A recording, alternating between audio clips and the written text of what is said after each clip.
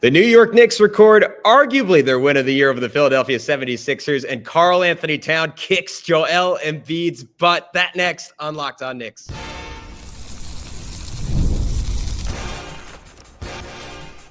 You are Locked On Knicks, your daily New York Knicks podcast, part of the Locked On Podcast Network. Your team every day.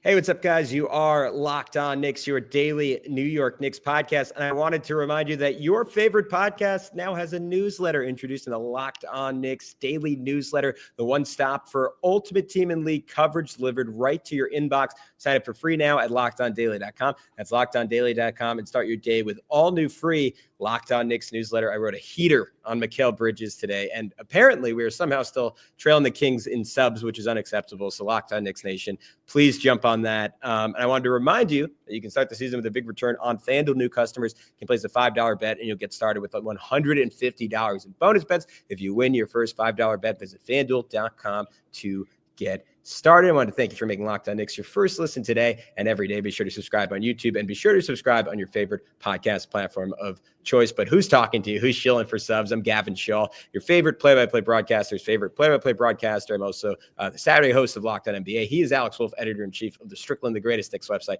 in the whole wide world. You can check them out on all forms of social media at thestrict.land. Triple-double getter Josh Hart follows them, so you should join him. Alex, I decided we didn't talk about this pre-show. I want to start these shows off with a quick recap just in case people didn't watch. So I'll try to get this done in about 30 seconds. But basically the way this game went against the Sixers in this initial NBA Cup win of the season is it felt like the Knicks were playing great ball in the first half, and yet they were only up by 4 at halftime despite a Josh Hart buzzer beater. They were minus 14 on free throw attempts in the first half. They was the possession battle between 8 turnovers and conceding a bunch of offensive rebounds. That really cost them. And 2 key sequences were Jaylen turning his ankle, and when that happened, the Knicks managed to extend the lead from 2 to 8 while he was on the bench. He came back quickly. Luckily, it looked kind of bad in the moment. Then Cat had an offensive foul that got reversed via Knicks challenge that empowered the majority of a 13-0 run that made it 89-75. The Sixers never seriously challenged again. The Knicks cooked down the stretch with a Brunson-Cat 2-man game. Some big plays from OG,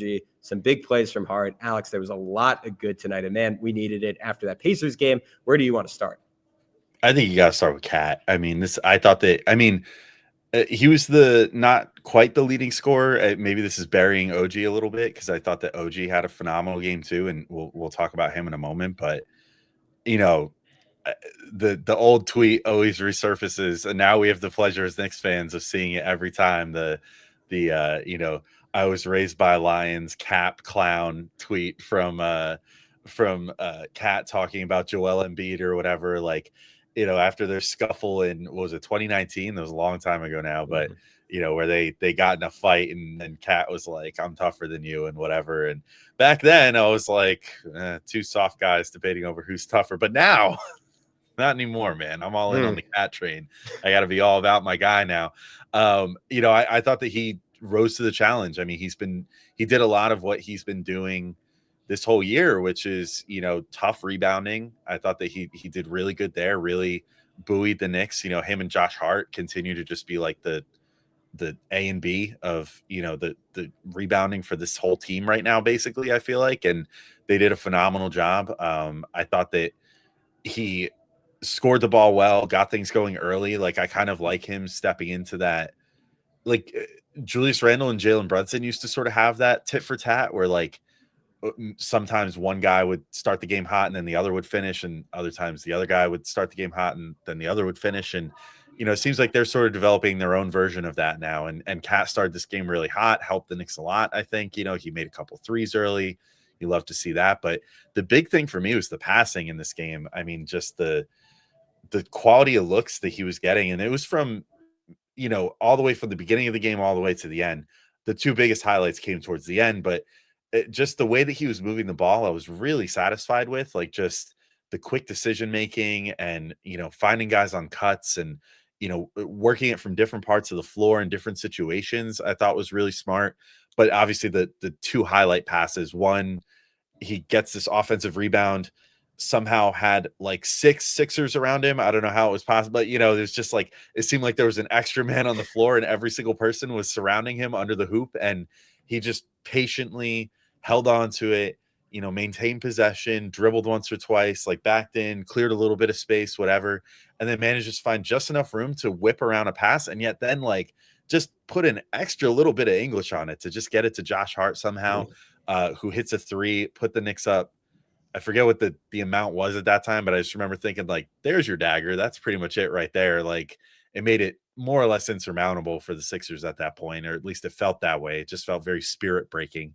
And then another great one, like very shortly after that, where he had the ball and I think it was Drummond at that point, and someone else came over to kind of try to double him. And then he just like did another one of these, like look over his shoulder and then just wing a pass over his shoulder to Mikal Bridges is in his waiting hands, and for a nice, easy make there.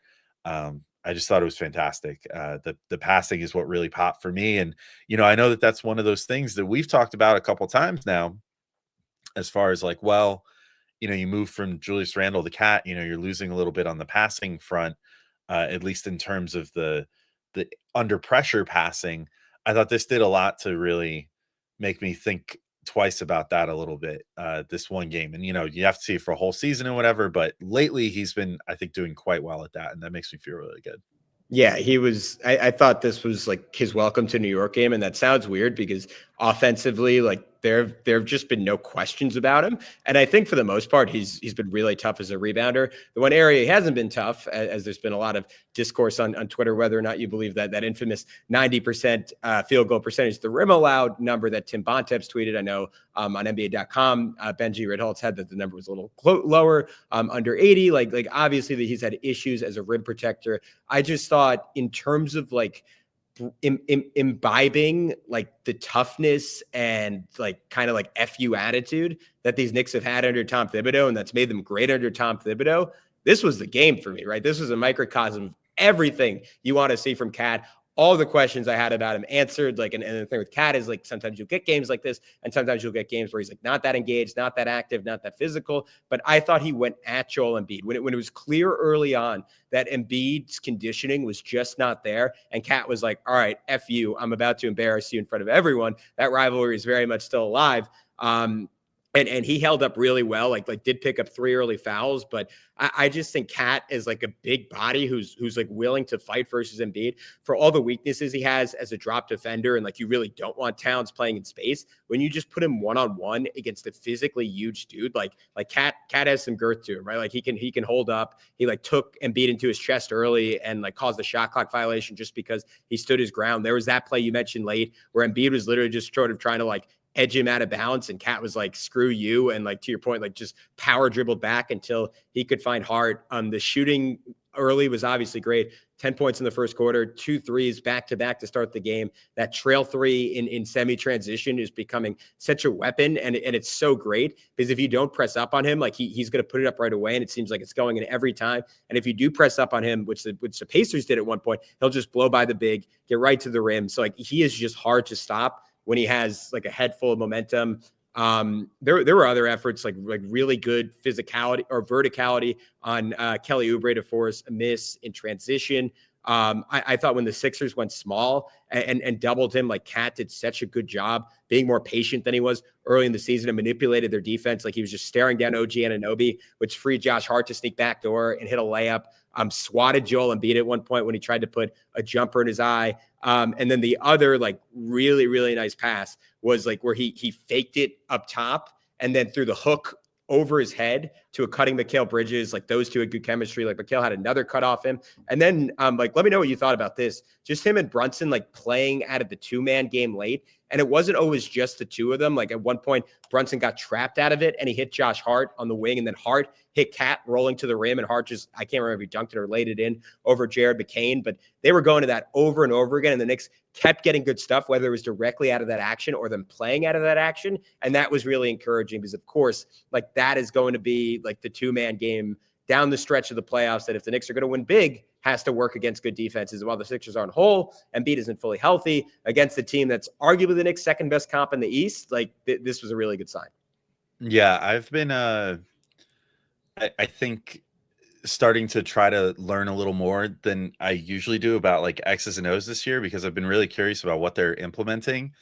And it seems obvious that the Knicks are like kind of all in on horns now as their alignment, which I've talked about, recently in a couple episodes over the weekend, whatever. Like, I think it's so obvious now that the way that they're treating that Brunson and Cat relationship is like, okay, we're gonna have these two guys plus Josh Hart. He'll be the third man of the trio that operates at the top of the 3-point line, and then Bridges and Anunoby are going to be the guys flanking in the corners. And I've been noting the Mikal and OG chemistry a lot. Like, I felt like that's really been shining the last few games, where they have a really good sense of one another and like have this great dynamic of like, if they're not shooting the second it hits their hands, then they're putting it on the floor and they're immediately looking for the other guy across the floor. And like, we've seen a lot of magic kind of happening between those two recently. Likewise, I think that they're really starting to figure it out with that whole, the Jaylen Cat and Josh Hart alignment up top. I think that they're really like keying in on what's working.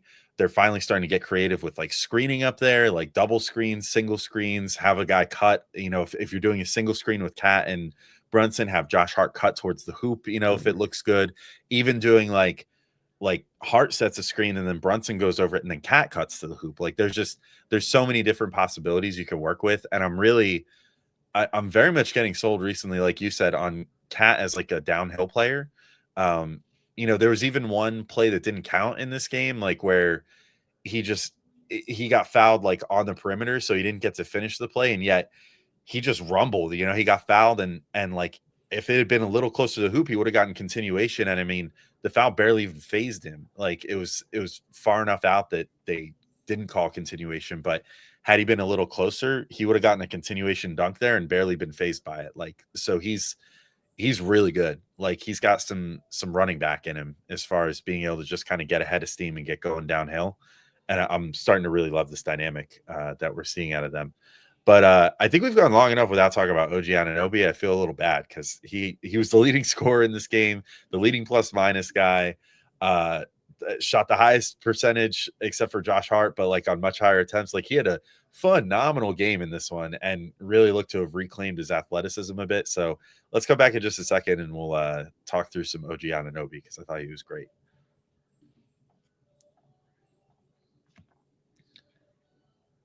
But first, we're going to let you know about our friends over at Mint Mobile. And with big wireless providers, what you see is never what you get. Somewhere between the store and your first month's bill, the price you thought you were paying just magically skyrockets. But with Mint Mobile, you'll never have to worry about gotchas ever again. Because when Mint Mobile says $15 a month when you purchase a 3-month plan, they mean it. And I'm totally with that. I mean, I was with one of the bigger companies for a while, and it's just a constant battle. It's you feel like you're always like, wait, so my bill is this much for how long? And then wait, then after how many months does it basically double? Like, what are you guys talking about? And then they make you sign like a 2-year deal, and it's no fun. So say bye-bye to your overpriced wireless plans, jaw-dropping monthly bills, and unexpected overages. Mint Mobile is here to rescue you with premium wireless plans starting at $15 a month. You can just use your own phone with a Mint Mobile plan and bring your phone number along with all your existing contacts. Ditch overpriced wireless with Mint Mobile's deal and get 3 months of premium wireless service for $15 a month. To get this new customer offer and your new 3-month premium wireless service plan for just $15 a month, go to mintmobile.com/lockedonnba. That's mintmobile.com/lockedonnba. Cut your wireless bill to $15 a month at mintmobile.com/lockedonnba. $45 upfront payment required, equivalent to $15 a month. New customers on first 3-month plan. Only speed slower above 40 gigabytes on unlimited plan. Additional taxes, fees, and restrictions apply. See Mint Mobile for details.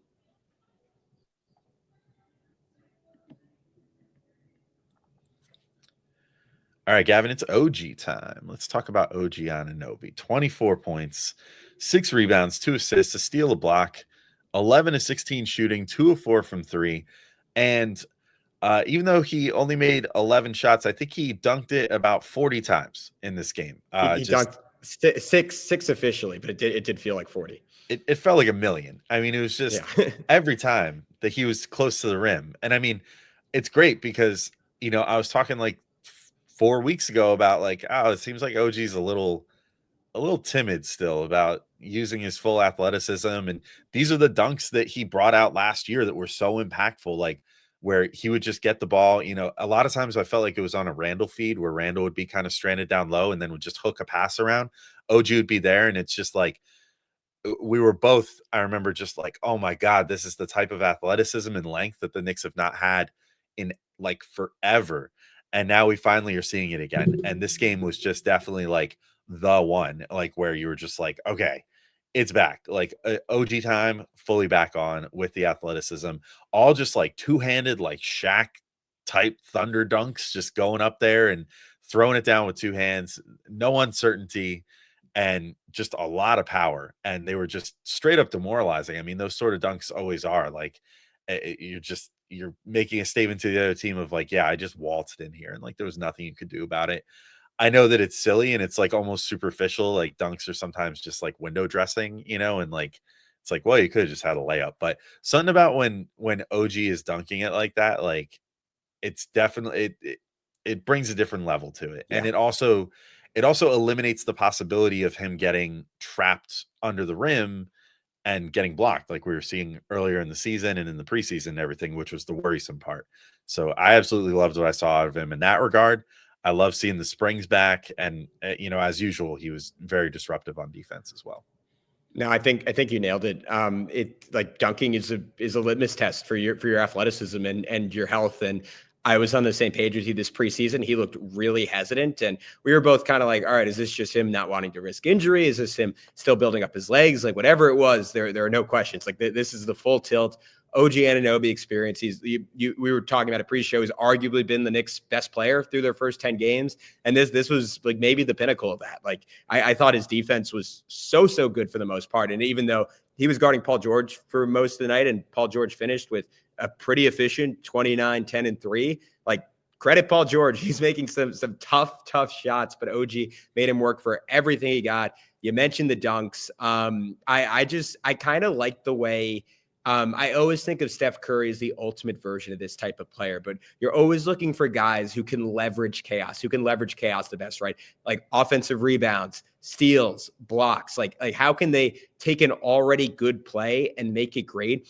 And OG just feasted in those situations, right? Running in transition for all those jams, like getting a 3 off of a long Josh Hart offensive rebound. Like had a contest on Gershon Yabusele, saw the miss and just kept running the floor like a young Obi Toppin and Hart hit him full court for a dunk. Like that play after like the Cat offensive foul got reversed that I mentioned was kind of the key sequence in the game, right? Because it was 76-75. Knicks had got it to 80-75. But if that Cat foul had stood, Cat would have had 4 fouls. He might have had to go out of the game. Sixers would have gotten the ball back. Great challenge from the Knicks bench.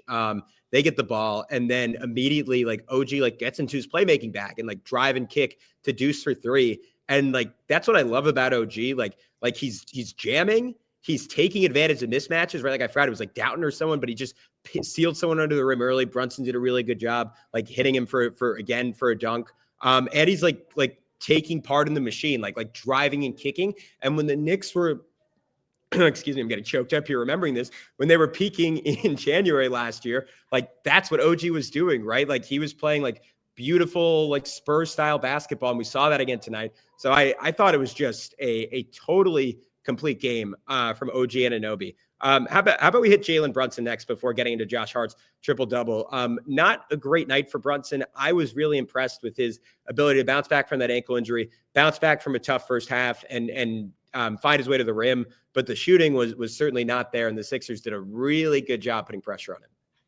Yeah, it's getting to the point where, I mean, we were talking about this before the show where I was like, do we want to talk about like concern level or anything? And both of us are just kind of like, I don't know. That would be clicky, but like, I don't know that I'm concerned yet. And my impression was that you aren't either. It's just, I do wish that he was shooting better because like they would have run away with this game if Brunson was shooting better. Like, and that could be said for a few games recently, I feel like, where if Brunson was just shooting more like Brunson, they're probably winning these games. But that's encouraging because you figure it's going to come around eventually. Like, I don't know what it is that is giving him I don't know if it's even the yips really. Like, it's just he just doesn't seem to have the touch right at this particular moment.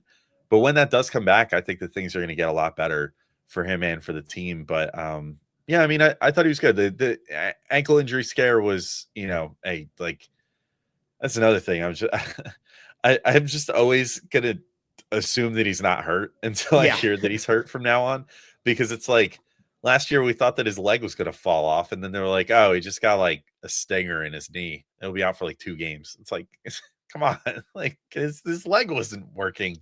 Like I don't understand.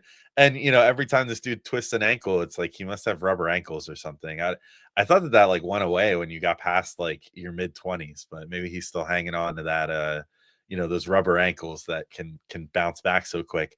We'll see obviously what the injury report looks like, for the next game. And it's a little easier of a matchup. It's the Bulls next, correct? Like so a little easier of a matchup. Maybe they entertain the idea of, if he's not feeling super great, of giving him a game off.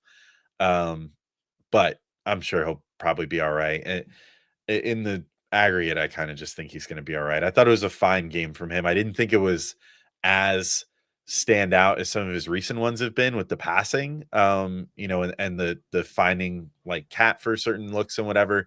But, we'll talk about him in a minute, but they clearly, wanted to exploit the fact that Josh Hart was in good matchups in this game and had really had it going as a playmaker. And he just sort of took that mantle and was feeding OG, was feeding Cat, was feeding, Mikal Bridges at one point. No, actually, I'm literally looking at his assists right now. He just fed OG a ton. So Yeah. Josh Hart just kind of made OG's night happen in many ways. But oh no, I think Brunson's going to be fine. It's just just another kind of subpar game, but he'll figure it out. He's too good not to. Yeah, the 6 turnovers were the low part for me, and that's rarely a concern with Brunson. He's still only averaging 1.8 a game this year, which is less than last season. So I'm going to choose to look at that as an aberration. But just some really sloppy passing, like gave up that pick 2 to I always forget which Martin is which, but I think Caleb Martin early in the or late in the second quarter. And yeah, it just seemed like out of sorts. Like Nick Nurse is like, I don't know if he's a Jaylen like voodoo doll or something, but I go back to the first 2 games of the Sixers series last year, like defenders who shouldn't give him trouble, like seem to give him trouble when it's the Sixers for whatever reason. But I thought he came back like just pretty clearly like pissed off after turning his ankle. And to your point, I went through the exact same thought process where I'm like, he'll be fine. And he was fine, because that just always seems to be the case with him. But like came back and like almost immediately like this nasty lefty in and out to just torch Jared McCain, who had a really good game. It was really impressive. Like I loved when Embiid started pressuring him and Brunson's like, nah, you're not going to do that. And like baited him into a foul. And then my favorite play was Martin was trying to pressure him full court, and Brunson was just like, screw this, like burst by him, hop step past Jared McCain, and then just like second jump really strong, like in between 2 Sixers for a layup. He looked like Hobbit LeBron on that play. Like the shot making was off, but he compensated 8 for 8 at the line, got to the rim a ton, like really good playmaking out of the pick and roll with Cat late. So it was a slow start, but it was a fast finish for Jaylen Brunson. We still have a lot more to talk about, though. We haven't touched on a spectacular, maybe generous triple-double given to Josh Hart. There's a cheap assist there at the end, but he was amazing in this one. Deuce McBride, I thought the shot making was great. I actually thought it was a pretty encouraging Mikal Bridges game. And of course, Matt Ryan making his debut, not super impressive on the box score, but he was really, really impressive in certain ways on the court. We'll get into that all next to wrap up this episode of Locked On Knicks. But first, I want to tell you about our good friends over at FanDuel Sportsbook. Guys, there is a reason we are always rocking with FanDuel, as you can get ready to tackle the NFL action with FanDuel, America's #1 sportsbook. Because right now, new customers can bet $5 and get $150 in bonus bets if you win. I got to repeat that. $5 and the opportunity at $150 if you win. The FanDuel Sportsbook app gives you everything you need to place live bets on the NFL all in one place. So when you get a hunch in the middle of the game, you can check out the latest stats, you like play-by-play, and so much more on the same page where you place your bets. Just visit FanDuel.com to join today. Once again, you'll get started with $150 in bonus bets if you win your first $5 bet. That's FanDuel.com. Never waste a hunch and make every moment more with FanDuel, an official sportsbook partner of the NFL. All right, what's up, guys? We are back on Locked On Knicks. Gavin Shaw, Alex Wolf. I am heading home tomorrow, so this is my last episode in my mom's basement, looking like a ghost. But I hope you enjoyed this abbreviated era of Locked On Knicks. Alex, I'll leave it to you. We got Josh Hart, big game. Deuce McBride, I thought was essential to the Knicks winning this one. Mikal Bridges, sneaky, strong performance. Who stood out to you the most out of that group? I think Josh Hart, honestly, it's tough to bury a guy till the third segment who notched a triple double. But he's really been popping to me the last few games or so. Like I think his passing and his playmaking is reaching a new level, and this efficiency is just it in some ways almost feels unsustainable. I don't know how he's going to be able to keep up just shooting like 75% on like 4 to 8 shots a game, and just making the most of every single opportunity that he gets. But I'll ride that train while I can. I'm sure that real quick, Alex, do you know who's leading the NBA in 2-point percentage this year? Is it Josh Hart? It is Josh Hart. I figured it was tonight. Yeah. You're smart guy. Keep going. Sorry. No, it's cool. But yeah, I mean, it was just he just continues to just make the smartest of decisions. Like he's been, he ends up with 4 turnovers in this game, but I never once thought, like you said with Brunson, like, yeah, he made some kind of uncharacteristically like boneheaded plays with Hart in this one. I mean, that's still an over 2-to-1 assist to turnover ratio, and like that's going to happen when you're initiating the offense that much. And like he was tasked with doing a lot of the passing that led to buckets in this game, and like the chemistry with the OG shined. I think that OG, I don't know if he like owes his good performance to Hart, but like Hart certainly made it easier for him by feeding him really good passes on great cuts and on good spot ups and stuff like that, hitting him right in the shooting pocket like for a couple threes. So he helped that happen. He helped get Cat going at different points in this game.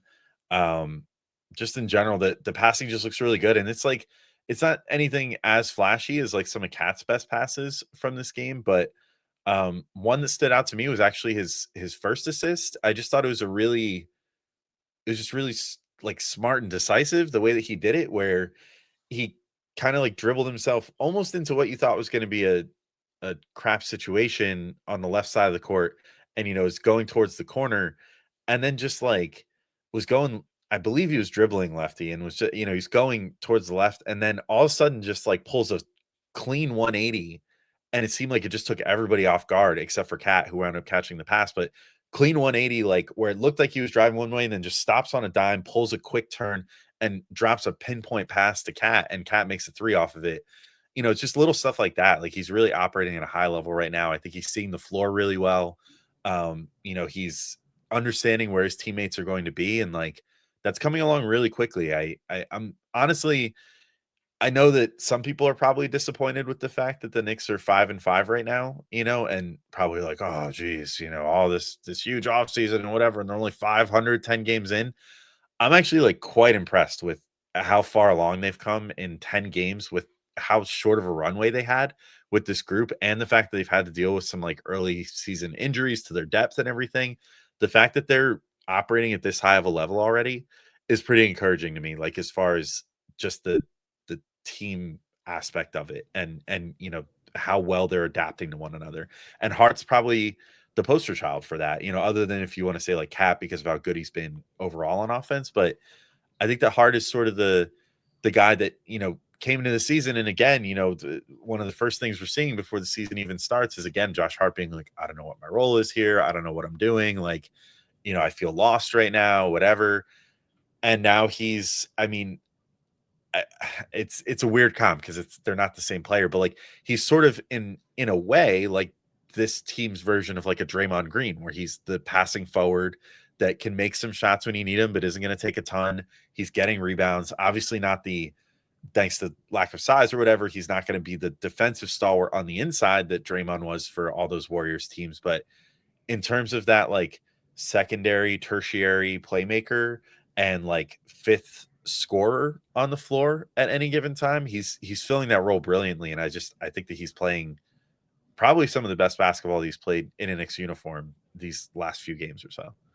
Yeah, I think he is like a really good litmus test for the health of the Knicks. And when he's playing well and when he's really involved offensively, the Knicks are in a really good place. I think, especially with this new group, because as long as they're healthy, there's not going to be that world where you're like, all right, Josh Hart is doing a little bit too much, like we needed from him in last year's playoffs. But like if he's getting the ball out, and you mentioned him as like the third prong of like the 2-man game between Brunson and Towns. And I think you did like a really good job summing that up. Like we refer to it as a 2-man game, but it's a 5-man game. And I think Hart is like pretty essential to making sure like, all right, like this could go to Towns, but this could go to me, and then it could go to OG, or it could go to me, and then it could go to Mikal, like cutting to the rim off of it, and just playing out of that and like keeping the ball moving. And an offense that is second in the NBA right now, at least was coming into tonight in terms of offensive efficiency and offensive rating, and still feels like they could get a lot better. And it feels like when Josh is doing the stuff he was doing tonight,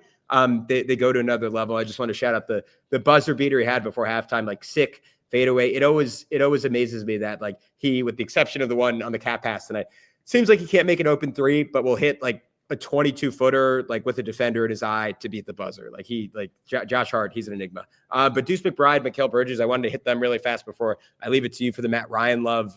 I thought Deuce's shot making was just fantastic tonight. Like threw in like this crazy lefty runner on a drive early.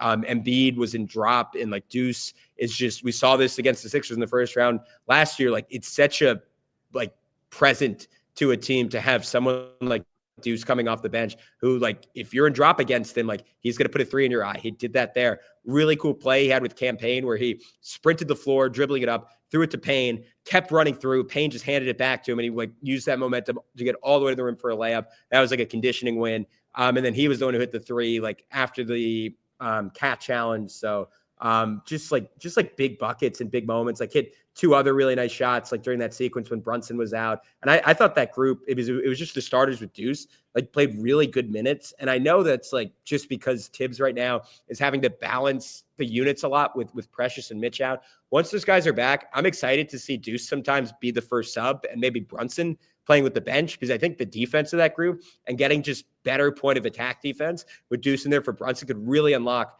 the defensive potential of that 5, because this was one of the first times I think all year we got to see them together, and it looked really good to me. And I thought I'll leave it to you, Alex, but like, what do you think of Mikal Bridges? Because I thought that stretch that he had in the third quarter when Brunson was out, like hit like 1 long off the dribble 2, and then was just backing down like the Sixers youngsters for like those 2 fadeaways. That just felt like the most confidence, the most aggressiveness I've seen him show in a while. Yeah, I'm with you. I still, if I had one nit to pick, it's that I still wish that he was making more of an effort to get all the way to the rim. Yeah. Because he is a little over reliant on that mid-range shot right now, but it's tough to argue with the results. Like when he shoots 7 of 13 and like it feels, and he was 0 of 2 from 3 on that. So he shot 7 of 11 from 2. Like it's tough to argue if he's shooting that well. And, that midi is clearly his security blanket.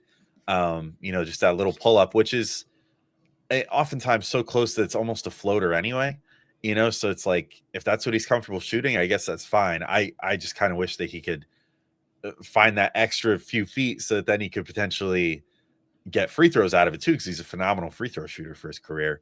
And I want to start seeing more of that. He's had such limited opportunities this year that he's shooting like 50%, but it's only on like he's taken 8, or no, he's taken 9 attempts so far this year, and he hasn't taken one, I think, the last 4 games, which is right. 9 attempts in 10 games is just, it's not great.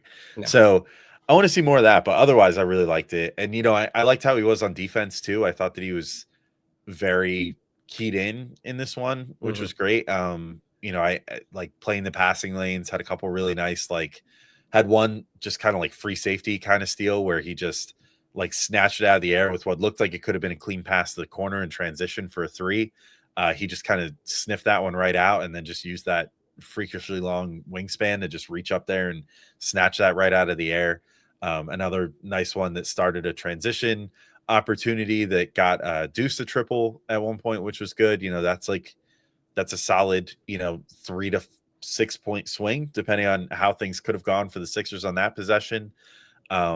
And then a nice help block at one point too. I'm trying to remember who that I was on. think maybe Drummond. I know the player you're talking about. Yeah, it was a good block though. It was one that made me like raise my eyebrows and go, okay, that's more of what I want to see out of you, buddy. Like let's get more of that. And OG kind of did some of the same stuff, and those are the things you want to see out of him. But yeah, offensively getting better. I wanted to make threes also. Like he was still 0 of 2, but he at least found a comfort zone and still managed to contribute on offense in this one, and tied for tied for fourth in scoring, which fifth in scoring, which doesn't sound great, but like still had solid mid double digits, like, and was a good contributor to the starting lineup. That's fine by me. I'll throw it real quick just to give a shout out to Matt Ryan, who got his first real minutes of the season in this one. He technically debuted last game, I think, for like a couple seconds. Like it wasn't very much. So I'm considering this his actual debut with the Knicks. And even though he had just an 0 for stat line, 0 of anything, 0 of 3 shooting, 0 of 2 from 3 in 9 minutes, I was really impressed with him. I don't know. Like I wasn't really familiar with this game, to be completely honest. And so when the Knicks picked him up and it's like, oh, he's a 40% 3-point shooter, my thought is like, oh, this is like a Steve Novak situation then, huh? Like, so this guy's just going to come in and just hit corner threes or whatever. And that's pretty much his utility, I guess. But I was pretty like impressed with the defense. I thought that he was rotating well. I thought that he was filling space well, which is a skill that I feel like goes underappreciated sometimes. Like you might not be a a shot blocker or a guy who's going to get a million steals or play the best man-on-man defense, but sometimes you just need to like fill the space on defense properly and just move around and always be looking, for where you need to go. And I thought he showed good instincts that way, and filling the lane or just kind of shading towards wherever would make it less likely that someone might get it passed to them by him, or that someone would decide, hey, let me try and drive the lane here. He just sort of like played good, safe defense, which I think is something that bench unit could definitely use. If you could play him for 10 to 15 minutes a game, that gives you an opportunity to, give the trio of Hart, OG, and Bridges a little more rest here and there, because the Knicks up to this point in the season haven't really had anyone that they could play that's like at all an analogy for those guys. So like you've kind of just had to be like, all right, let's go smaller for a bit until we can get the size that we want back in the lineup towards the end of the game. So I thought he did good there. And then the rebounding too, he didn't get a rebound on the swim session, and it makes it hard to find that play. And I'm not going to go back and watch the game just to find this one play. But I just remember at one point, he was in the corner in a defensive rebound situation and just like beelined in because he saw that someone was uncovered, and I forget who it was. I think it was either Drummond or Yabu was just kind of chilling right under the rim, like a big dude. And Ryan is like pretty big, but not like huge. And I was like, wow, look at the cojones on this guy. Like he just like ran in there and threw a really solid box out. And again, filled space, was in the right place at the right time, and prevented a rebound. And the Knicks ended up getting the rebound. And I think they went on the run after that one, and they might have scored. I forget. But either way, I was like, he just probably generated an opportunity for them because he just was smart and came in and set a box out and prevented the other team from having one of their better rebounders in position to get a rebound. And I was like, that's good. Those are the little things, like, the clip that went like semi-viral of Deuce talking to Hook Porty earlier this year, where he was like, Tibbs watches all of your minutes. Like Tibbs is going to look at everything you do in these little minutes on the court, and that's how you earn more minutes later on. And it seems like he already has kind of an innate understanding of that, of like, okay, I didn't make any shots, but I think Tibbs is going to go back and look at this tape and see that I did a good job. And hopefully that means maybe next game, instead of 10 minutes, I get 15 minutes or something like that, and start getting more of a chance. And then once those shots start falling, there's a chance maybe this guy ends up, first off, becoming a rotation player. But secondly, it would suck for Landry Shamet, but maybe he makes you forget about Landry Shamet and just say, I think we can roll with this guy regardless of what happens with Shamet. So, yeah, I don't know, kind of a long spiel, but he did pop to me on screen in a way that I really didn't think that he was going to. So props to Matt Ryan. I thought it was a really good game for him.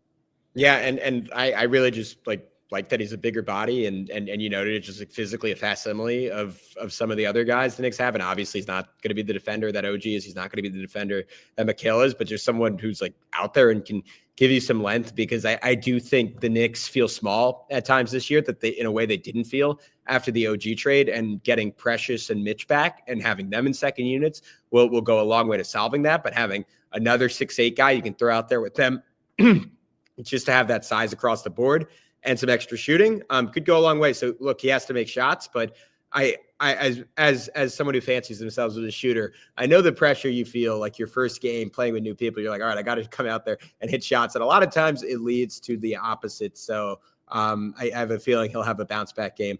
When the Knicks play the Bulls tomorrow, we will have you covered for that one on Locked On Knicks. We'll have you covered for every single game on Locked On Knicks. So stay tuned for much more. He's Alex. I'm Gavin. We will talk to you very, very soon. Peace out.